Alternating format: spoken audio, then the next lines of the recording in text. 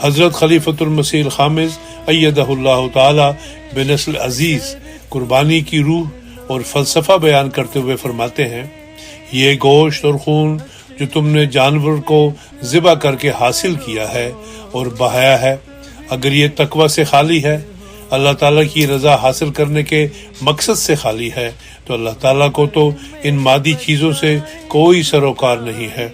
اللہ تعالیٰ تو یہ ظاہری قربانی کر کے قربانی کی روح تم میں پیدا کرنا چاہتا ہے۔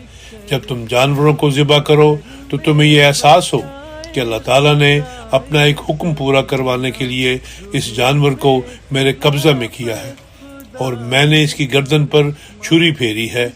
اللہ تعالیٰ نے مجھے حضرت ابراہیم علیہ السلام کی سنت پر عمل کرنے کی توفیق دی ہے۔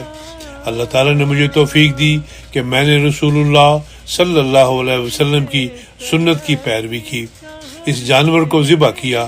اللہ تعالیٰ نے مجھے توفیق دی کہ میں اس کے حکم پر عمل کرنے والا ہوا، اس قابل ہوا کہ اس پر عمل کر سکوں۔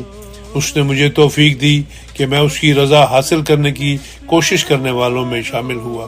تو اللہ تعالیٰ فرماتا ہے کہ جب اس نیت سے قربانی کر رہے ہوگے، تقوی کی راہوں پر چلتے ہوئے قربانی کرو گے، تو یہ قربانی مجھ تک پہنچے گی۔ تو جیسا کہ میں نے کہا، یہ روح ہے جس کے ساتھ اللہ کے حضور قربانیاں پیش ہونی چاہیے۔